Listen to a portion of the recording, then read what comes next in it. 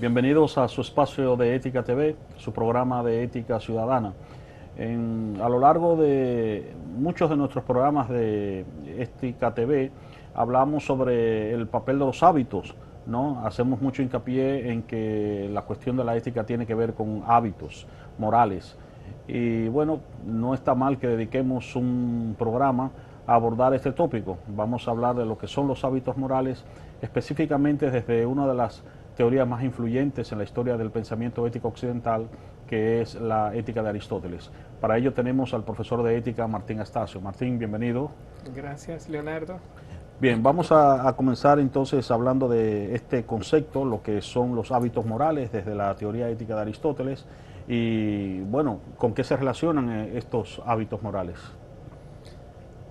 Bueno, la teoría de los hábitos dentro de la moral como una costumbre de vida adecuada, correcta, no procede en principio de Aristóteles, Uh ¿verdad? -huh, Aunque uh -huh, Aristóteles haya hecho fama de ellos. uh -huh. Ya en la filosofía occidental, por ejemplo, Confucio ya mencionaba que para vivir una vida correcta y digna, había que practicar lo que se llamaba unas costumbres y unos hábitos.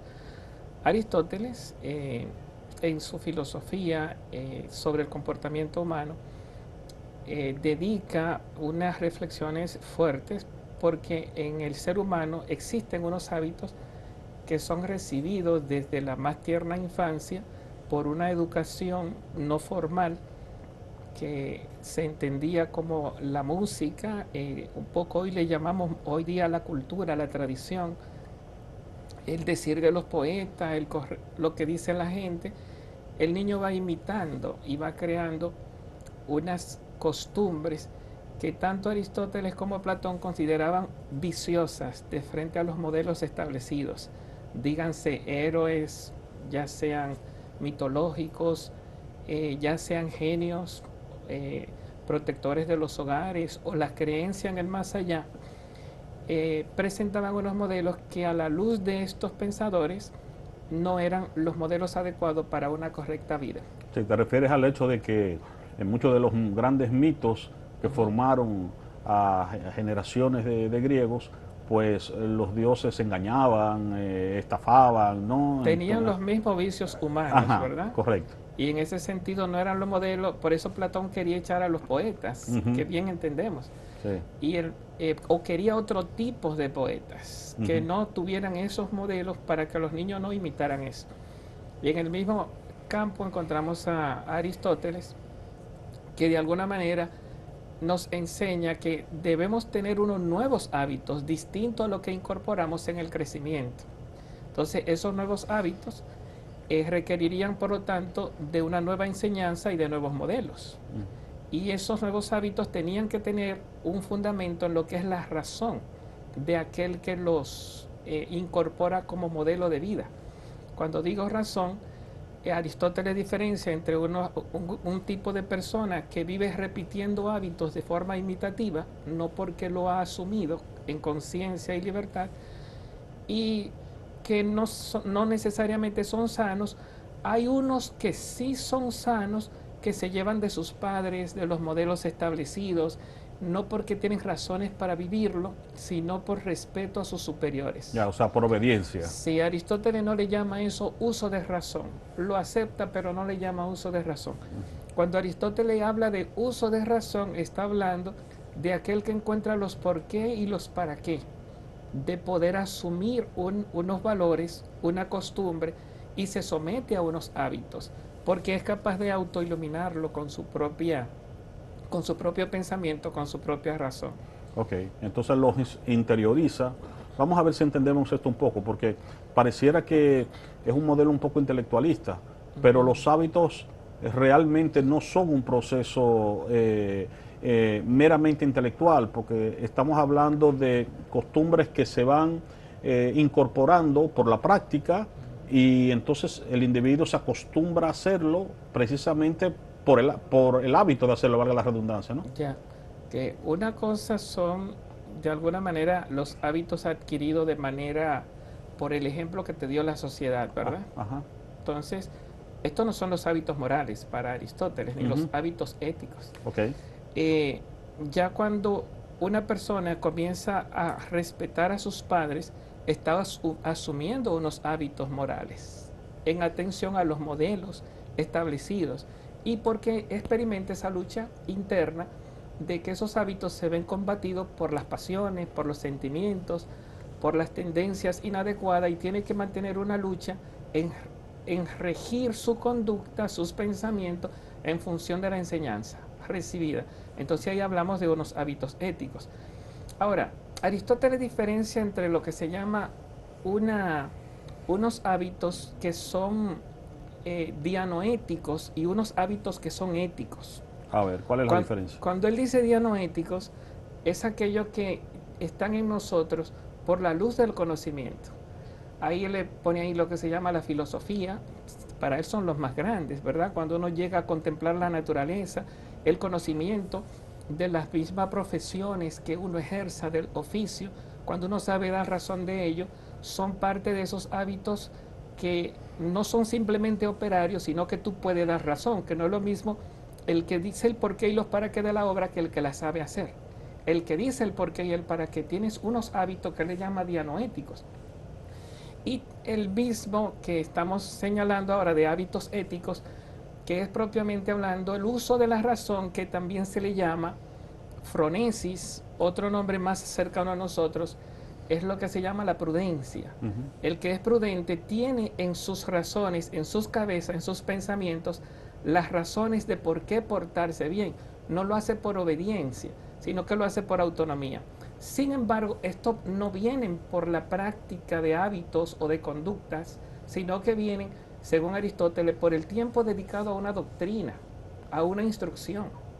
Entonces, no es lo mismo los hábitos que él le llama propiamente éticos, que miran más a lo que es la arete, el comportamiento de frente al peligro, el comportamiento de frente a las seducciones.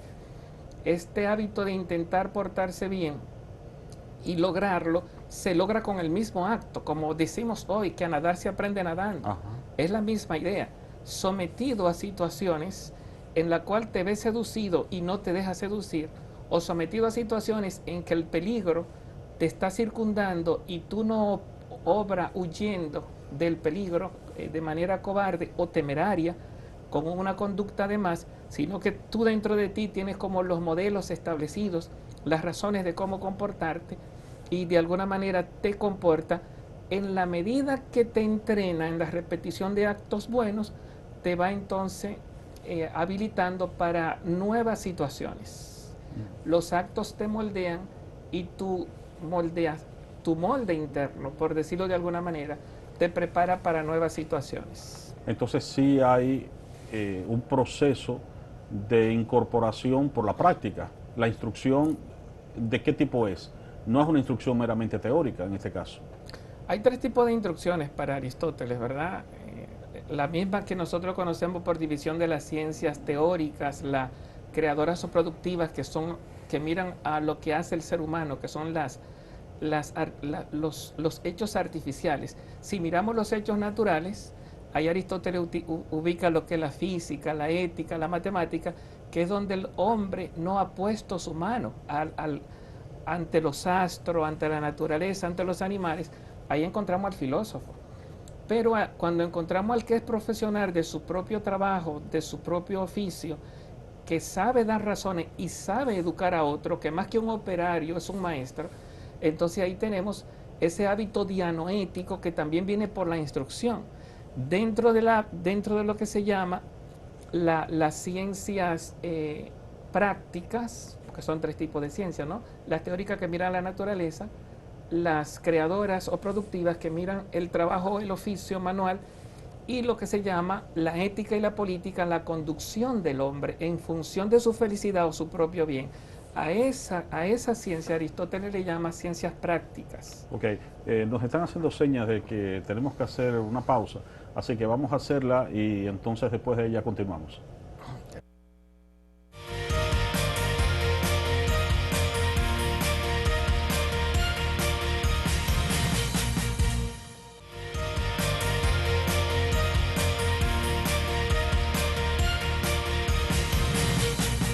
Continuamos en su espacio de Ética TV, su programa de ética ciudadana, abordando el tópico de los hábitos morales y la teoría ética de Aristóteles con el profesor Martín Astacio. Martín, en el segmento anterior te quedaste hablando de lo que son las ciencias prácticas en Aristóteles, ¿no? Hablabas de la ética y la política y su función o su finalidad, ¿no?, en guiar la conducta ciudadana. Sí, exacto. Eso tiene una riqueza enorme. Recuerda que Aristóteles no solamente tiene lo que se llama las éticas que tienen que ver de frente al individuo. Ahí tenemos tres grandes éticas: la ética nicómaco, que es la que es más conocida por todos, la magna ética, que es menos conocida, y la ética a Eudocio. Eudocio es como el buen hombre, ¿verdad? Entonces, de repente, esas tres éticas miran a lo que se llama la felicidad, el cultivo de lo que se llama las virtudes, que al final es una, no sé si modificación o traslado de lo que eran las virtudes de Platón: prudencia, justicia, fortaleza y templanza. Las tradiciones virtudes llamadas cardinales están ahí presentes en la ética de Aristóteles. La otra ética, que no es propiamente hablando de la vida de los individuos, sino de la vida de la sociedad, es lo que él trabaja en lo que se llama la política. Y cuando uno lee sus éticas que miran al individuo, tienen como modelo la ética que tiene las políticas, porque al final el modelo que él tiene, ¿quién es el que enseña cuál es la felicidad? ¿Quién es el que rige lo que es correcto en el individuo? Él mira a lo que él le llama los hombres prudentes o los legisladores. Claro, no todo tipo de legislación. Recuerda que él mismo presenta que hay estados fallidos, ¿verdad?, en sus tres tipos de estados, pero cuando tienen como fin al ser humano, los legisladores son al final lo que le dan las normas a los ciudadanos de cómo comportarse de manera que sean aplaudidos, correctos de frente a la sociedad. Y esa no se puede llegar a esa conducta si no es con el respeto a la ley y la práctica de la justicia, que es lo que corona la ética individual. Al fin y al cabo, sí, por eso la ética, independientemente de la dimensión individual que tenga, tiene una dimensión social. Totalmente. Y de ahí es el preámbulo de lo que llamamos una ética ciudadana, porque al fin y al cabo la ética apunta a la conducta del individuo dentro de la polis, de la ciudad, ¿no?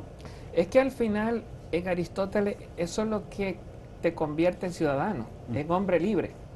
Claro, recordamos que aquí no cabían las mujeres, los esclavos, sí, los niños, sí, claro. Pero cuando el joven tenía 18 años, el hecho de poder someterse a una ley social, ese poder de yo decir me someto, en Aristóteles era un acto de gobierno. Yo soy ciudadano porque yo estoy gobernando la ciudad. ¿Y cómo gobierno la ciudad? Porque libremente he elegido en el ágora, junto con mis iguales, hemos elegido la ley que nos debe gobernar. Y yo, sometiéndome a esa ley, estoy dando fe de lo que él le llama la justicia legal, el poder que yo tengo de administrar la ley sometiéndome a ella. Esa misma justicia o variantes de ella, en el trato con los demás, en la compra y venta, no dar de más o extorsionar con no dar cuando te dieron el pago, o no pagar cuando te dieron el beneficio. Cuando tú eres respetuoso en la compra y venta, se le llama la justicia entre iguales, justicia conmutativa. Y cuando es de frente a tus subordinados, que son las personas que dependen de ti, diríamos alumnos, hijos, etcétera, cuando tú eres justo en la distribución en función de las necesidades y la distribución de cargos, le llama justicia distributiva.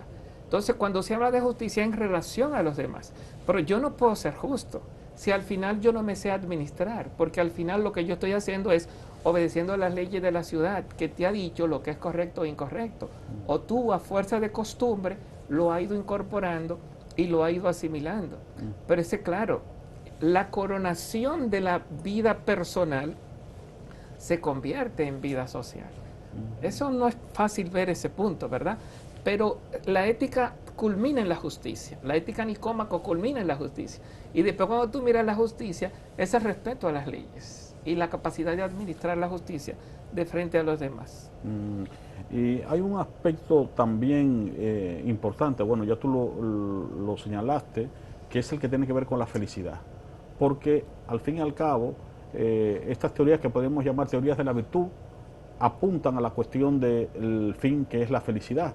Pero la felicidad no es, como ocurre con la ética, algo meramente individual, sino que acontece en el marco también de la ciudad, de la polis, ¿no? Porque como dice Aristóteles, el ser humano es un animal político, es un animal de la polis, ¿no? Exacto. Sí, entonces, claro, el concepto de felicidad es uno de los más discutidos en la teoría de Aristóteles, porque Aristóteles entiende que la felicidad tiene que estar sujeta a lo que se llama el ser mismo del hombre, el fin del hombre. Todas las cosas tienen un fin. Mi mano tiene un fin, mis ojos tienen un fin, el fin de ver, y todas las cosas cumplen con lo que le llama su virtud. Si la sal no sala, no sirve. Si el borrador no borra, no sirve. Si el caballo no relincha ni corre, no funciona como caballo. Entonces, todas las cosas tienen su propia virtud. El ser humano tiene su propia virtud, su propio fin. Tiene que funcionar en humano.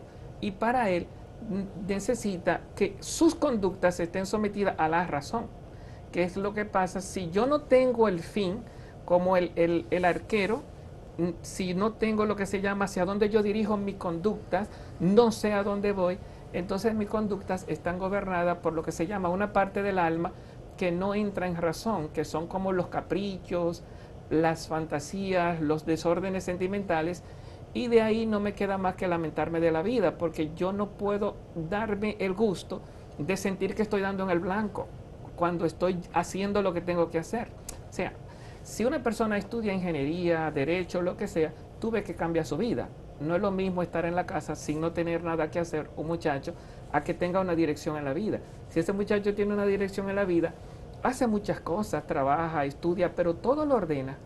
Toda su vida, de cuando se levanta, cuando se acuesta, el gasto que tiene, va ordenando en función de un ideal. Y en la medida que se va acercando y va dando acierto en su conducta a ir creciendo en ese proyecto que tiene, va encontrando la satisfacción de que va dando en el blanco.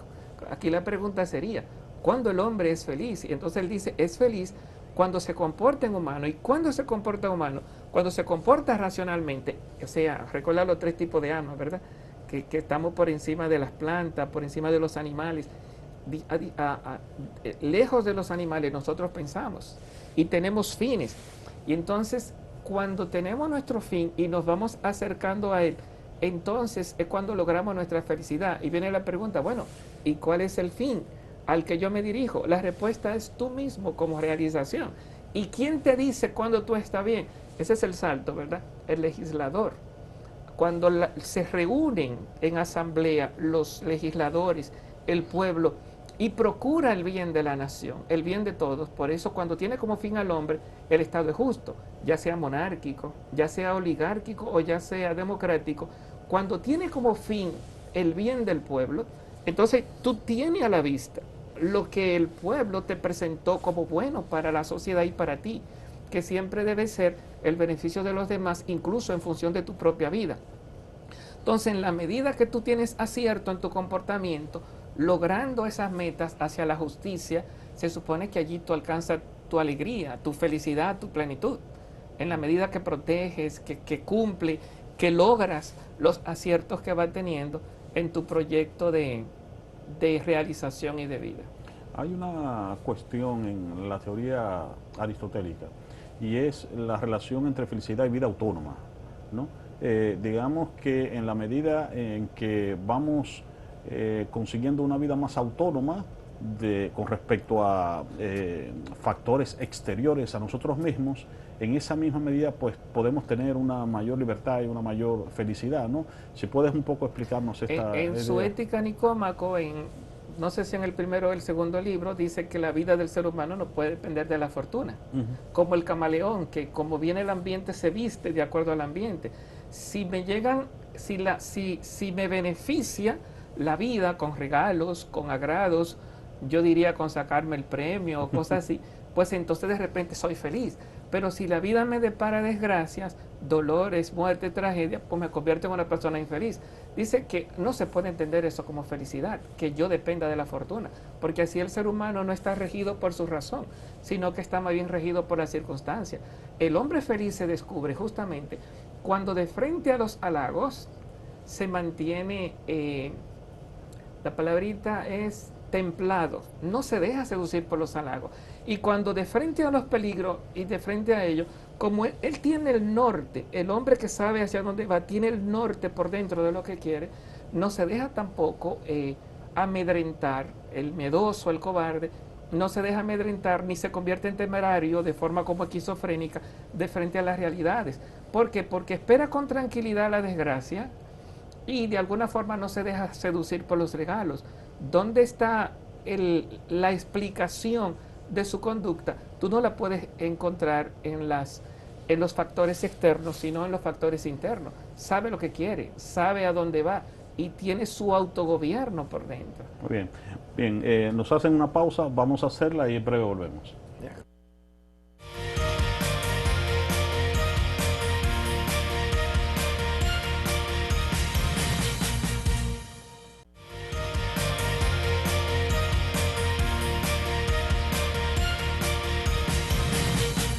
Continuamos en su espacio de Ética TV con el profesor Martín Astacio en una conversación sobre los hábitos morales y la teoría ética de Aristóteles.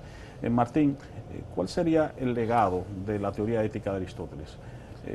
Nosotros vemos que todavía su concepción, tanto de la ética como la de la política, sigue siendo determinante e influyente en el pensamiento occidental, no solo desde el punto de vista académico, sino que ha impregnado toda la cultura occidental.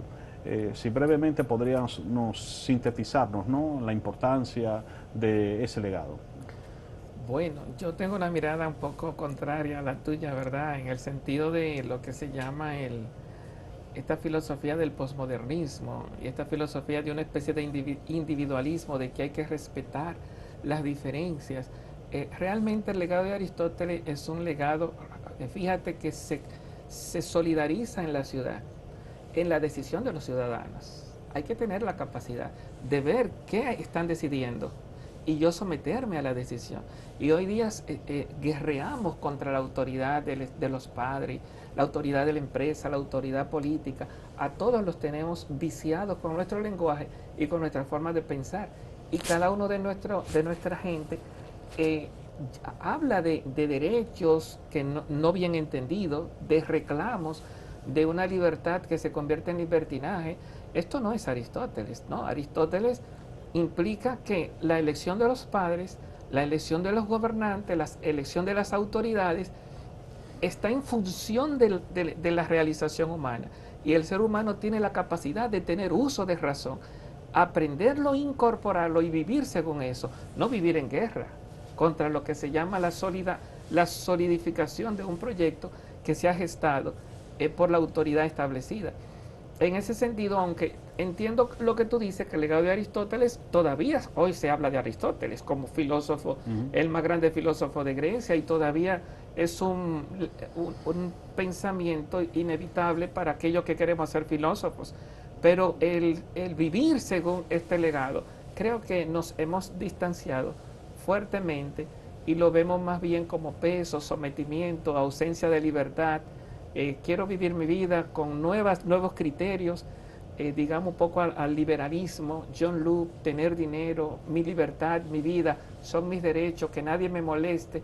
Y mientras yo disfruto mi vida no en función de vivir en justicia y solidaridad y hacer un mundo mejor, sino más bien disfrutar mi propia vida, esta no es el legado de Aristóteles, pero es lo que tenemos en nuestra sangre. Es el legado que creo que estamos realmente viviendo, más de nuestro filósofo de vida antropocéntrica que de Aristóteles, que se puede ver un poquito más así a nivel de ciudad. Yo no sé cuál sería el término, porque ya no sería cosmocentrismo, sino como una especie de sociocentrismo, ¿verdad? Una especie como de legalismo social por la elección de los expertos, de los sabios de su tiempo.